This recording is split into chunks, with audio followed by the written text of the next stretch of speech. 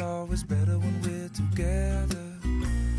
O computador conseguiu rodar ele, né, gente? Desculpem, a gente vai ajustar isso e promete passar para vocês novamente o vídeo, ok? Então, a gente quero dar as boas-vindas a todos. Começa agora os trabalhos do período da tarde, deste primeiro dia do 4º FAS, Fórum ADCE para a Sustentabilidade. O FAS é uma iniciativa da ADCE, Associação dos Dirigentes Cristãos de Empresas do Rio Grande do Sul, do GELPA, Grupo de Empreendedores Evangélicos Luteranos de Porto Alegre, e IELB. O evento tem a gestão da Atos, Inteligência em Gestão e Negócios, e conta com o patrocínio de Ali Combustíveis, Articola, Goldstein, Sebrae e Zero Hora. E também o evento tem o apoio de Renner, CIE, CERC, Celulose Rio Grandense, Simplas, CRA-RS, Grupo Kunformainc, Sind Atacadistas, H-Mídia, Sulpetro, Copenhagen, Ugine, Medabil, Uniapac, Nutrela, Vonpar, Rede Plaza e Zafari. A sociedade necessita de alternativas de energia sustentável e de pensar no futuro da energia para o mundo em que vivemos. Precisamos identificar, aprimorar e conceber soluções práticas para o consumo de energia pelas empresas e por toda a sociedade. Trataremos deste tema agora na palestra Consumo Consciente e Energia Sustentável. Para proferir este bate-papo, convidamos a subir ao palco o senhor Antônio Benatti. Seja bem-vindo. Antônio Benatti é PhD em Física no campo da fusão nuclear a frio pela Tokyo University e engenheiro elétrico pela Unicamp. Participou da construção do Plano Nacional de Qualificação e prestou serviços às Nações Unidas entre 1990 e 94, atuando em missões de desenvolvimento associadas ao Ministério da Indústria, Comércio e Turismo do Brasil. Atuou nas áreas de qualidade, produtividade e construção de equipes, sendo um dos precursores na difusão e aplicação das técnicas japonesas em grandes empresas brasileiras e multinacionais no Brasil e no exterior. É diretor-presidente da Benatti International Consultants, consultoria empresarial especializada na gestão de negócios, modelagem estratégica, cultura organizacional e desenvolvimento de pessoas.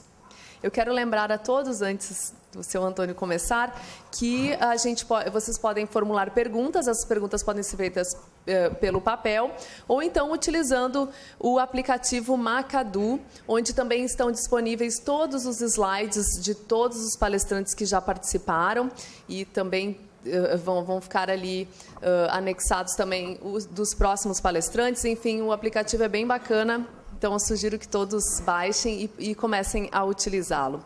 Então, com a palavra, o senhor Antônio Benatti. Muito obrigado, boa tarde. Prazer é rever o FAS depois de 2011 aqui. Vou acordar o Guaranha lá no Japão, ele está no Japão e me disse, olha, me deu esse tema com muita graça que venho para falar dele. É um assunto vastíssimo. Queria começar sobre a própria denominação do meu tema. Eu entrei em um conflito muito grande quando peguei esse tema, porque a palavra consumo, na estrutura do latim básica, vem de consumir aquilo que tem um fim em si mesmo. Então, a lógica do consumo em si, em termos da sua base de matriz cognitiva, de pensamento, é uma lógica bastante terrível, porque algo que tem um fim em si mesmo. E a única coisa que tem um fim em si mesmo na vida é a pessoa. A pessoa, ela é, em si, um fim em si mesmo. Então, a questão da dimensão do consciente. Grande parte das nossas estruturas, né, nunca sei se é bom chamar um físico para falar, né, mas a maioria de nós tem um problema muito sério com a consciência. Porque a consciência, é muito difícil você ser onde está e estar onde você é. Tem muita gente que chega e está em outro lugar, está pensando em alguma outra coisa. Por isso, muitos dos que aqui falam dizem que uma das grandes lições em pedagogia é repetir. Porque não sabemos se capturamos a pessoa, se ela está ali. Ou seja, a consciência pressupõe o entendimento no exato momento, junto. Para que ocorra a consciência, tem que ter interesse. A pessoa precisa, inter do latim quer dizer dentro, e esse é junto. Tem gente que está junto e não está dentro, tem gente que está dentro e não está junto. Problematicíssima essa questão da estrutura do consciente. Outra questão é que falamos de energias, e energias são elementos, o homem não produz massa no planeta de forma alguma.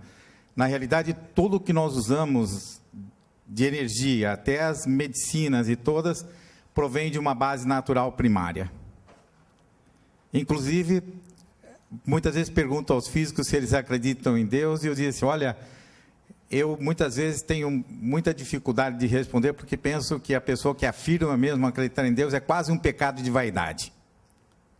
Porque a fé, para mim, é a razão raciocinada. Então, a estrutura de consumir conscientemente precisa de muito esforço do indivíduo para que o sujeito esteja no momento. Outra questão é que o consumo, muitas vezes, é um elemento infindo. É infindo, porque, efetivamente, todo o modelo da sociedade está montado para esse tipo de situação e circunstância. O sujeito precisa romper com essa base de modelo. Por isso, escolhi um slide em muitas línguas. Né? E é muito curioso que esse slide está organizado assim por uma questão curiosa. Eu procurei algumas informações sobre países que têm um forte apreço pela questão da sustentabilidade e estão iniciando grandes transformações. Eu não vou citar cada um em função do tempo, mas a Alemanha foi um dos primeiros países que, antes do tsunami, já havia decidido cortar as relações com as bases nucleares. E eu organizei mais ou menos, a Espanha também, não é que está bem na ordem assim, mas aonde nós estamos dizendo basta a alguma coisa. Uma coisa muito curiosa sobre consumo e consciência é que muitas pessoas que eu conversei, se a pessoa tinha o suficiente ou precisava de algo, sempre o sujeito está precisando de alguma coisa. Sempre olhamos, às vezes, a parte vazia do copo. Por exemplo, na apresentação do meu currículo, talvez a coisa que eu mais gostasse de dizer é que tenho, entre família toda, 6 filhos. 5 netos. Esse, para mim, é um valor interessante. Eu quero dizer que a coragem de dizer um basta é muito complicada. E não é para o consumo consciente. O aparelho de TV na sua casa, ele diz todo dia para você, me desligue se for capaz. E você não é capaz. Ele fica saltando os canais, até que uma hora, por exaustão, como foi falado na manhã, você desliga a televisão. E vai para o celular. E depois vai no celular e tudo mais. Não sei se percebeu que a estrutura de consumo é super simples, porque todos esses aparelhos, até me disse agora, acho que o Sérgio me disse que o ano que vem o faz será luz. Todos esses aparelhos, eles emitem luz. Como na evolução humana, efetivamente o Sol é nosso principal astro, todos os aparelhos que emitem luz são altamente atratores para o homem, porque dá a ele a sensação de sair das cavernas. Então, se você quiser ficar muito distraído, compre qualquer aparelho que emita luz. E isso realmente sempre mexe muito com a nossa consciência. Há um medo velado de voltar às cavernas ou da solidão acompanhada, que a televisão não vai suprimir nunca e nenhum outro equipamento. Mas nós precisamos estar com uma pantalha luminosa. Parece que nosso antropológico pensa, será que voltamos então um dia às cavernas? Temos o medo do escuro. E todos os aparelhos são grandes jogos para nós brincarmos de sair da escuridão. Mas há muitas formas de escuridão. A luz muito, muito intensa também cega. Bom, eu disse, vou tentar atalhar um pouco as coisas aqui.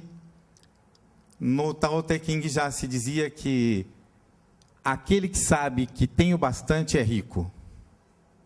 Eu pergunto assim, alguém de nós já fez um balanço geral do que tem, um balanço do que é bastante para você, do que é suficiente para você? Eu, particularmente, fiz outro dia em função dessa palestra.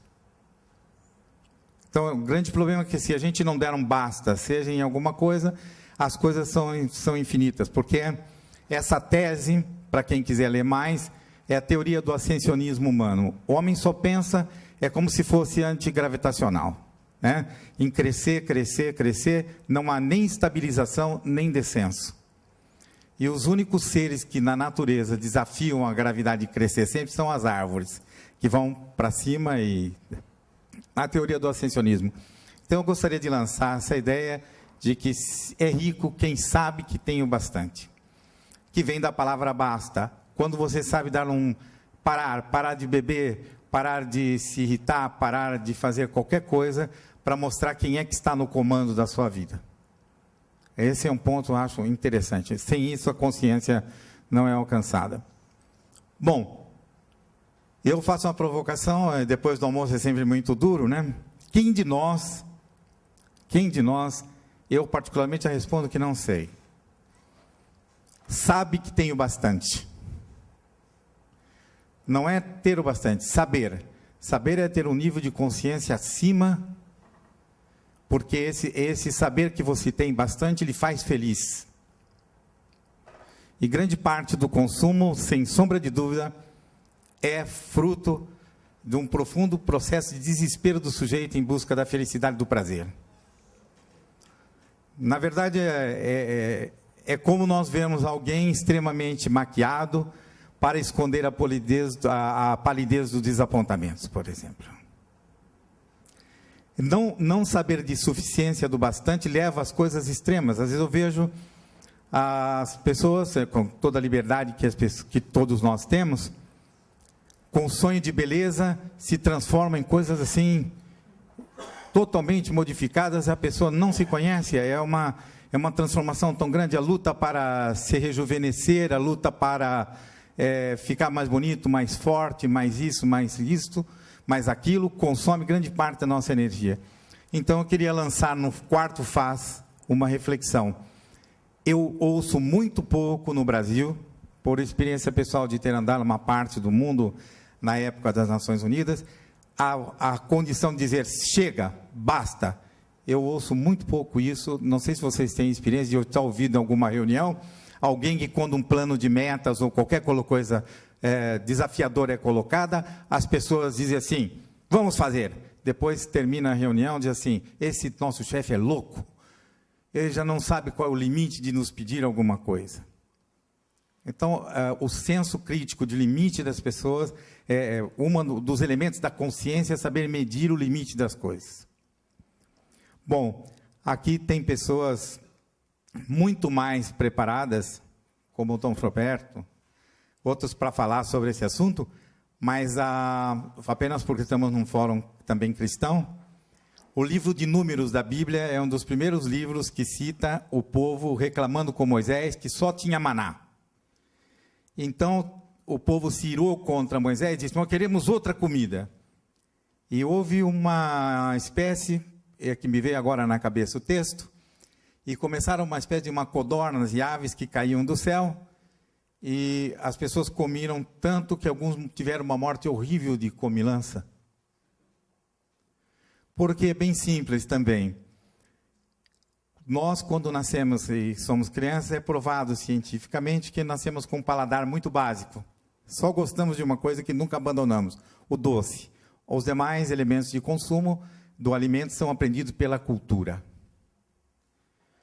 Um dos reis ingleses mais importantes da história da Inglaterra, Guilherme I, eu falo isso porque eu sempre brinco com o Guaranha, morreu comendo lampreias quando foi visitar a França, se empanturrou tanto em lampreia que morreu. E tem um papa também, não me lembro o nome, que também comeu tanto que na França gostava de mariscos e foi lá e passou mal. Devia ter algum marisco com problema e passou mal. Então, eu queria lançar no FAS, talvez essa seja a minha ideia básica, um conceito.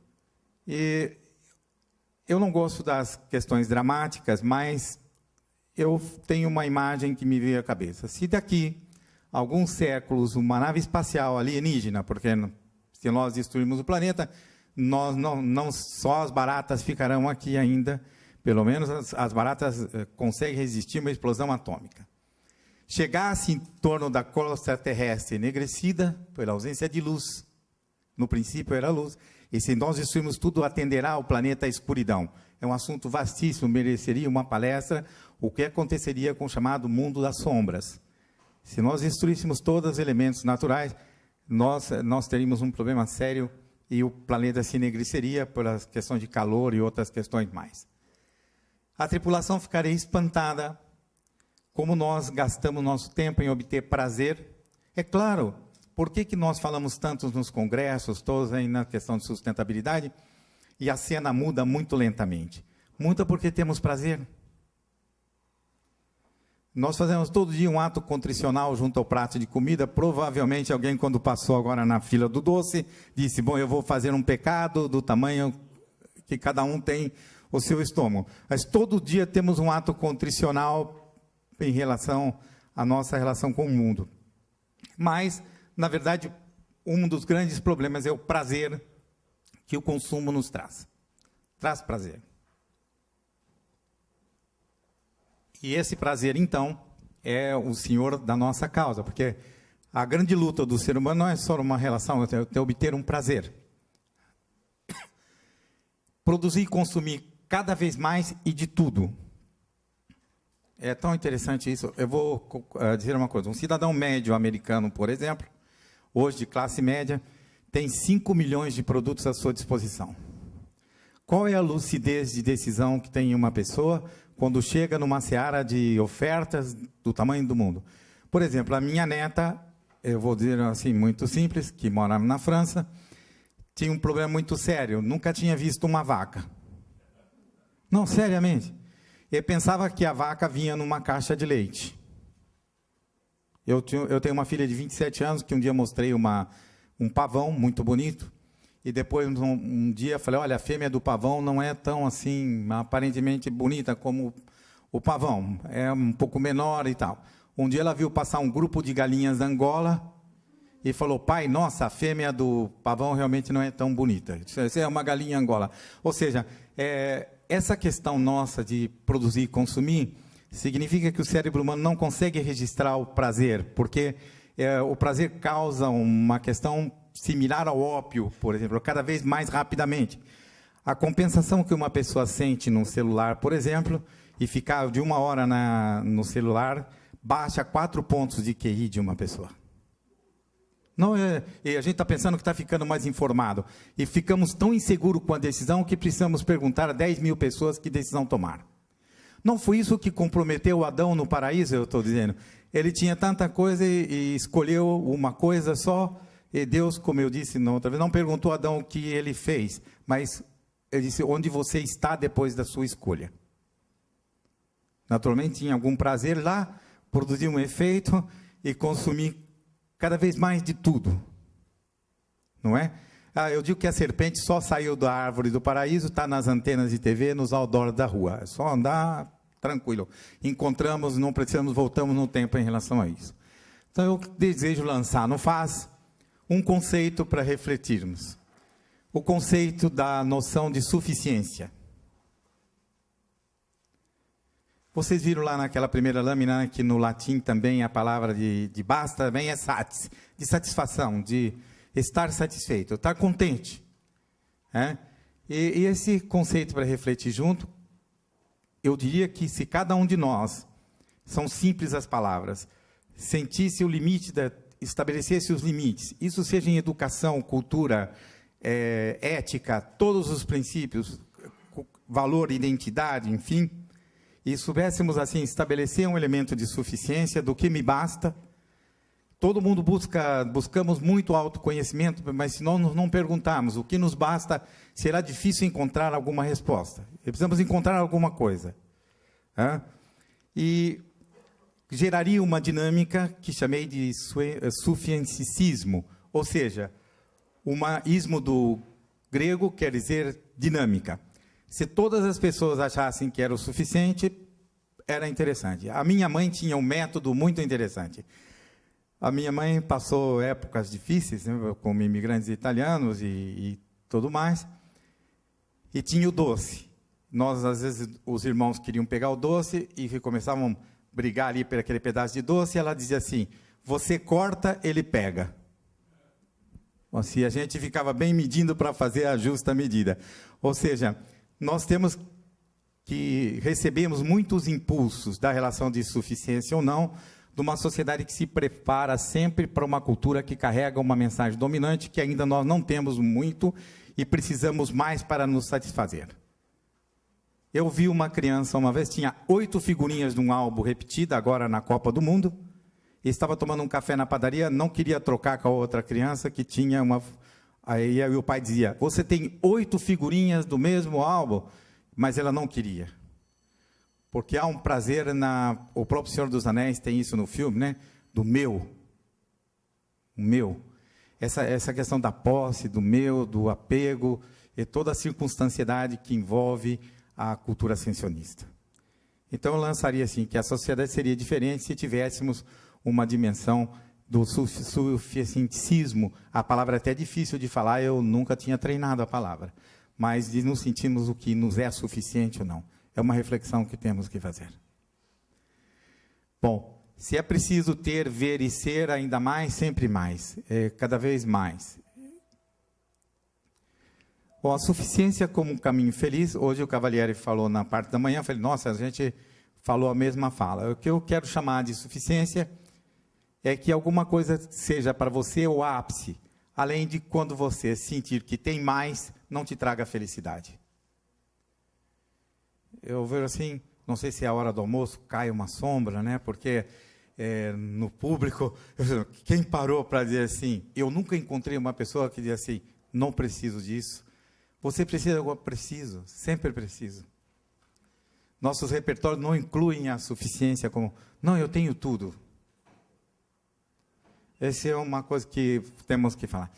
Eu estava dizendo de uma ecologia pessoal. Todas as pessoas querem mudar o meio ambiente. Ora, simples. A natureza não tem em si uma atribuição de se auto-mexer, senão por um sistema autorregulatório. Existiu uma era, desculpa essas expressões aqui, mas é preciso talvez falar. Perto do ano 1200 existia uma teoria chamada teoria anímica. E as teorias anímicas transferiam para o objeto, meio difícil para depois do almoço essa fala assim, a capacidade que só pertence ao sujeito. E há muitas pessoas que estão vivendo ainda na época dessa questão, nós vivemos ainda muito no animismo. A gente diz assim, o meu cheque especial estourou. Como se o cheque especial não tem vida própria? A natureza está degradada, a natureza não está degradada, o homem está degradando a natureza. Esse pensamento é seríssimo. Por exemplo, na indústria aeronáutica, nós dissemos que os aviões não caem, os homens derrubam o avião. Porque se a gente admitir que os aviões caem, não andamos mais neles de jeito algum. E é verdade, porque a partir do momento que nós evoluímos nosso conhecimento sobre o objeto, ele não cairá. Então, essas simples inversões de trazer para o sujeito a responsabilidade e não jogar para o sistema é uma visão de suficiência. Porque nós contra-transferimos ao sistema, porque nos sentimos impotentes para lidar com a maioria das causas que nos sentimos impotentes, nós transferimos para o modelo anímico. Esse era um pensamento vigente lá pelos anos de 1200. O que eu quero dizer é que o cérebro evolui numa velocidade bem menor do que tudo. Bom, 10 minutos, pronto. Eu queria contar a história desse robô, muito interessante, e vou passar rápido. Esse é um robô desenvolvido, chama Piper, robô Pimenta, que é um robô que a Universidade de Waseda desenvolveu no Japão. Ele é capaz de expressar 6 das grandes emoções humanas. E curioso que o robô andando num shopping de Tóquio, no mais famoso, perto da Odobashi Câmara, conversava com as pessoas, e o robô perguntava algumas coisas sobre a vida das pessoas. O que o robô mais fez foi chorar, porque mesmo as pessoas num templo de consumo como é o Odobashi Câmara, se sentiam entristecidas. Então, essa é uma questão que eu vou dizer assim, relaxe, você já tem o suficiente. Se tem problema, com certeza não está nessa sala, está em algum outro lugar, e por isso precisamos da nossa solidariedade horizontal e de todos os níveis para acolher as pessoas que realmente têm problemas. Muita gente está gastando muito dinheiro com psicólogo, não tem problema algum. está gastando uma série de dinheiro, porque relaxe, você já tem o suficiente. Eu, no caso aqui, nem preciso falar, olha, gordo, tá, não preciso falar. Bom, eu vou colocar isso rapidamente e fiz questão de uma coisa. Muitas vezes, quando pensamos em desperdícios, imaginamos que eles estejam nos países muito pobres, né? Eu estou com contraste do tempo, porque eu pus o cronômetro para 19 e ela me deu 10. Então, eu vou tentar ficar no meio aqui, né? Eu peguei essas imagens da Europa, a Inglaterra, por exemplo, e peguei dos alimentos que são caros para os ingleses. Os ingleses acham muito caro, a banana é muito cara para os ingleses, o tomate também, mas o grande parte do tomate da Inglaterra, outras o maçã também são importadas da Itália, e a cenoura, paradoxalmente, que nós estamos falando, por isso que os ingleses falam assim, você precisa pôr uma cenoura na frente do cavalo, né, ou uma cenoura na frente, porque a cenoura ainda continua muito cara na Inglaterra. E mesmo assim tem muitos desperdícios. Esse aqui está lá de um mercado em Paris, e assim vai. E vou passar os números do Brasil, que me compreende nessa parte da palestra. Dizer, não há também como tomar consciência se a gente não tem as grandezas. Embora as grandezas, às vezes, não falem nada às pessoas se elas não estiverem fazendo o exercício de suficiência. Dos 162 milhões de toneladas de soja, eu não consegui os dados desse ano, porque diz que o anuário leva 3 anos para ser feito. Imagine, tem algum problema nessa estatística, né? Nós não estamos preocupados, não consegui os dados de 2013, por isso que são a cada 2 anos. 48,5 milhões de toneladas de cereais e grãos são desperdiçados. São os grãos e outros que mais tomam água no cultivo no planeta, porque tem necessidade, são sólidos, né? Que vão se secando, e é um volume muito grande. Eu pergunto, nós temos escassez de recursos, subutilização dos mesmos? Não é que não tenhamos suficiência, nunca paramos para pensar nessa suficiência. De 43 milhões de toneladas que o Brasil produz de frutas, 17 milhões, bom, as imagens dizem por si só. E eu acho que eu escolhi essas imagens porque todos os dias tomamos água, todos os dias comemos. Então, acabamos de fazer isso há poucos minutos atrás. Esse é muito sério. De 25 milhões de toneladas de carne bovina, suína e frango, 7 milhões e meio de toneladas são desperdiçadas. É uma coisa impressionante. E tem que lembrar o seguinte, uma res, no período quente, toma 60 litros de água por dia, e come 35 quilos de ração. Então, em termos energéticos, é um bicho, é uma conta que nunca fecharia. Temos que olhar um pouco mais isso. E esses são os números do desperdício Brasil, não vou me ater tanto a essa questão, porque o material vai ficar disponível. Eu não tenho pretensão também de explorar todo o meu material, mas o que eu quis dizer é que o nosso problema não é tanto a falta de subutilização dos recursos, e essa utilização dos recursos estabeleceria uma nova relação do homem com as coisas. E essa nova relação geraria uma outra dinâmica, que se alimentaria para uma outra visão e uma outra equação. Eu fala, cada bicho desse, cada coisa desse toma um volume de energia imensa. Imensa. Então, a coisa é muito grave. Bom, está aí os números de 2012 do Brasil. De 73,5 milhões de toneladas de desperdício em grãos, frutas por ano. Olha, pensa bem, são 200 mil toneladas por dia, 15 mil caminhões diários. É só pôr em grandezas que a gente se espanta com relação a essa questão.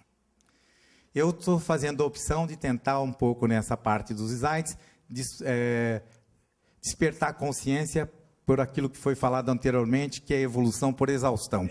Será que de tanto colocar por exaustão nós vamos entender isso? E aqui está o Brasil. 1/3, ou seja, de todo o valor bruto de produção agropecuária do Brasil em 2012, 350 bilhões, 105 bilhões foram para o lixo. É uma coisa terrível. Por exemplo, hoje se fala tanto em gás, CO2, mas, na verdade, o terceiro maior vilão de geração desses dois principais países, China e Estados Unidos, que geram CO2 muito grande na atmosfera, o grande problema nosso vai estar no desperdício. O desperdício vem em terceiro lugar. A agricultura toma 70% da água, isso para fechar aqui as contas desse balanço. Imagine, então, o que acontece se a gente desperdiça os elementos que são vindos do alimento. É muito simples. A planta nos faz bem porque come sol. Se a gente pudesse se alimentar de sol, e tudo que vai ficando mais longe do sol e tem que comer o que é transformado pelo sol é mais caro porque demanda mais energia. Bom, aqui é simplesmente para também fechar aqui as contas, para tentar na consciência de exaustão.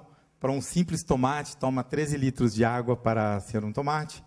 Uma xícara de café leva 140 litros de água para se tornar a sua xícara que vai no seu cafezinho. E são 2.400 litros de água para fazer um hambúrguer. Então, há 925 milhões, eu peguei da ONU, de pessoas passando fome. E também queria colocar que 8.600 crianças morrem de fome todos os dias.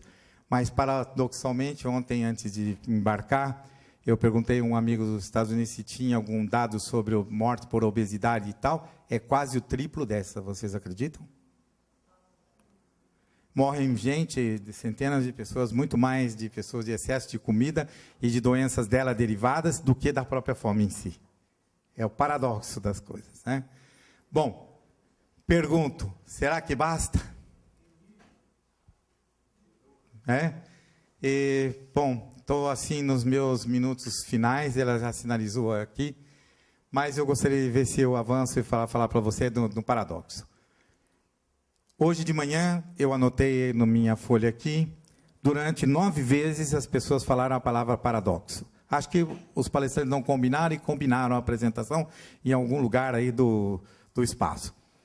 Na verdade, o paradoxo são as coisas que nós usamos na matemática para dizer que uma coisa, apesar de aparentar raciocínio coerente, demonstra falta de nexo e de lógica. Se eu compro para ser feliz e a sociedade está infeliz, tem um nexo que não é lógico, não é verdade? Se eu compro uma arma para defender do mau animal que nos assaltava na floresta, na surpresa, e mato um ser humano, está completamente equivocada a lógica do sujeito. E assim vai. O exemplo, também estou colocando no âmbito político. A gente pode usar a ditadura para defender a democracia e a gente pode usar a democracia, na verdade, para defender uma ditadura. São os paradoxos. Não vou atribuir a ninguém a questão, mas são os paradoxos. E os 7 paradoxos, aí vou fechar meio por aqui, que em relação à questão da consciência e do consumo, é que quanto mais rica é a sociedade, maior o desperdício. Então, infelizmente, tem uma péssima notícia nesse sentido. Não adianta só se mirar nas grandes nações, porque elas são...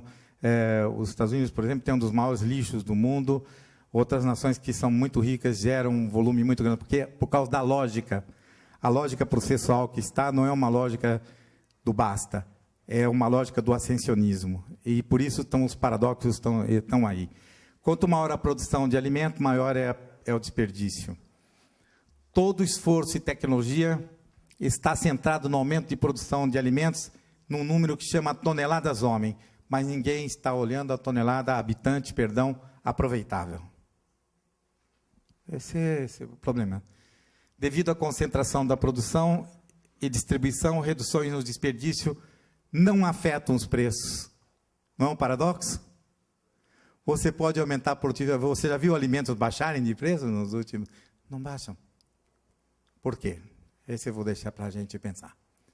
3/4 da humanidade vive em países que não têm condições de repor o que gastam. Imagine se acessam algumas nações que hoje estão na África em situações muito difíceis, não digo básicas, se acessam populações grandiosas, por exemplo, como da China, ao modelo de consumo que tem os Estados Unidos no dia de hoje, vampirizariam a Terra em pouco tempo.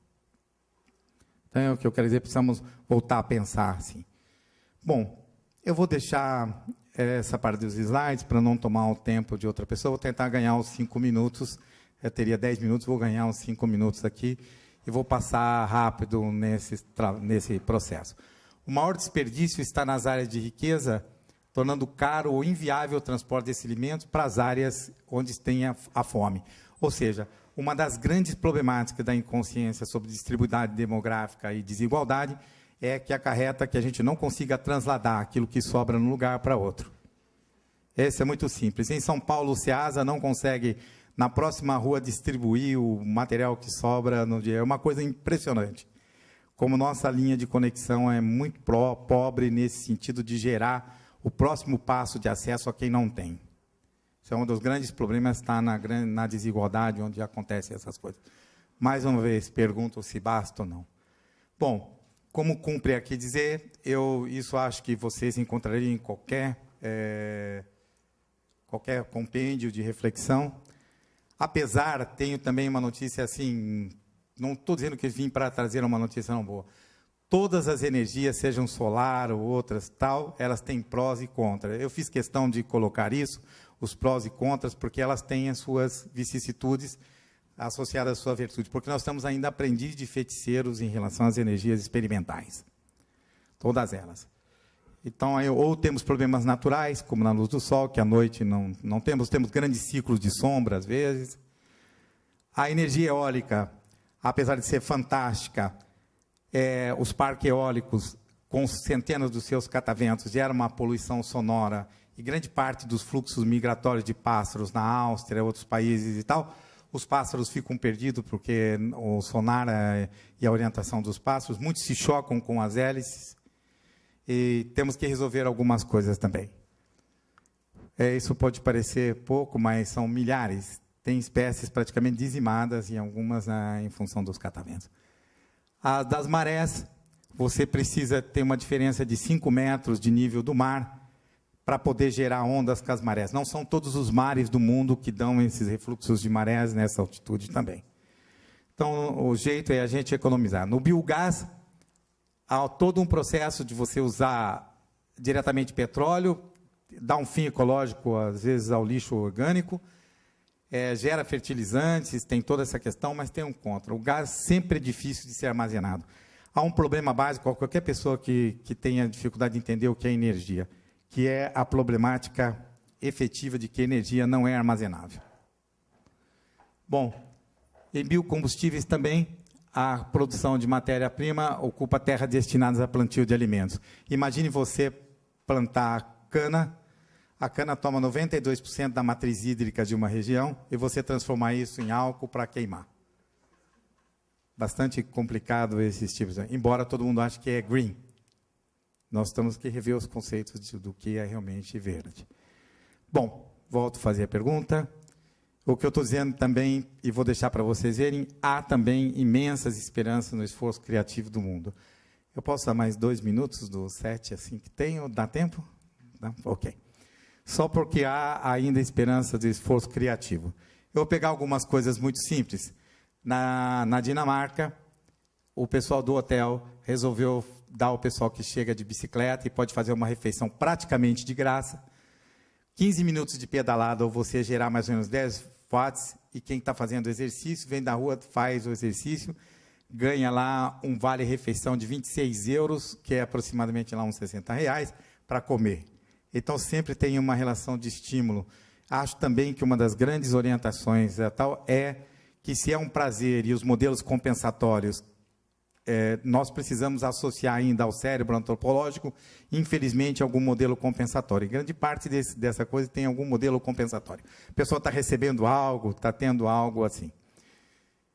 Peguei esse outro um bar na Inglaterra que pôs umas placas, quando as pessoas estão dançando, essas placas geram energia, e o dono diz que hoje a energia modificada por essas placas e ondas que tem no piso alimenta 60% da casa dele de shows. E assim vai, tem muitas outras coisas. Bom, aqui usei um exemplo muito ruim de um bordel. Até um bordel, eu usou um negócio de bicicleta, da pessoa chegar lá de bicicleta, os frequentadores, Thomas Keating inventou essa questão das bicicletas. Essa é muito interessante, uma impressora também de plástico, que depois, por troca térmica, desmancha as impressões.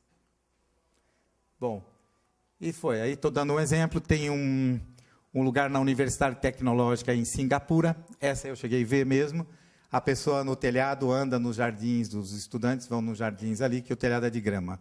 É todo gramado e podem... Bom, aí se você tem uma pia inventada para essa pessoa, que você lava as mãos e essa água volta ao jardim. E assim vai. Bom, essa é muito interessante, criar um tapete, e quando você vai estar demorando no banho, o tapete vai ficando incômodo, e tem um sistema de luz que fala, ou sai do banheiro, ou sai do banheiro. E aí, pronto, acabou. Bom, eu vou parar aqui. Esse aqui é muito interessante, talvez. Inventaram um carregador para telefone celular, onde você aperta a mão assim, um aperta uma mão, outro aperta outra. Pelo menos dá para as pessoas conversarem, né? Um pouquinho de tempo, enquanto precisam dar uma carga de bateria no celular, pelo menos. Eu queria lembrar o seguinte, né? Que é muito interessante, eu falo que os escritórios, apesar dos seus ambientes suntuosos, são ambientes onde temos primatas evoluídos que estão brincando de trabalhar e querem evitar o confronto físico. Pare de mandar e-mail e vá ver a pessoa, né? Gera lá a dopamina, que tira da gente a questão do medo, e a serotonina, que nos gera prazer. Então, por uma simples questão, vamos apertar a mão lá da pessoa mais presencialmente. Bom, eu vou ficar aqui, só gostaria de deixar uma mensagem final, que o nosso maior inimigo em relação à consciência e em relação ao consumo consciente está também no ciberespaço. Logo vai estar chegando, hoje a gente tem, em 2020, chegaremos a 212 bilhões de conexões por intercomunicação entre carros, sistemas e tal. A Amazon já tem um leitor chamado Amazon Dash, me cumpre dizer isso, que vai dizer para você o que você precisa, o que está faltando na sua casa para você comprar. Já vi uma experiência nos Estados Unidos, feita pela IBM, que você está andando procurando uma calça jeans e você instala um chip e a pessoa diz, tem a calça jeans, número, não sei que tamanho estou agora, mas é algum tamanho, por inconsciência, que você deseja. Ou seja, toda a sua necessidade está sendo produzida no mundo exógeno. A grande problemática do ser humano em termos de consciência de consumo é tomar posse da sua própria consciência. E isso vai mudar profundamente. Como o cérebro só presta atenção em uma coisa, é muito fácil você, por exemplo, a manchete do jornal de hoje embrulha o peixe na banca do japonês amanhã, lá na feira. Então, essa troca muito grande, por eu sou onde não estou, estou onde não sou, e os mercados de marketing voltado a marketing chamado cerebral, ou marketing cognitivo, usam extremamente as estruturas de linguagem que o ser humano nem imagina que está sendo manipulado. Então, com esse assédio é complicadíssimo você fazer isso. Então, quero dizer que uma criança hoje, ela pode ter o mesmo tipo de conhecimento de um sábio do passado, mas isso não é consequência de outra coisa, da boa transmissão cultural. Não são os cérebros, não são todas as informações que tem. Fique tranquilo, se você não lê 70 jornais jornal por dia, nem tem milhões de informações. Basta que você, culturalmente, transmita as heranças da tradição em alguma coisa, seus filhos, valores e outras questões, e eles se tornarão sábios. Não precisam estar máquinas de conhecimento que tornam as pessoas não lúcidas. Bom, aí termina a minha palestra e basta.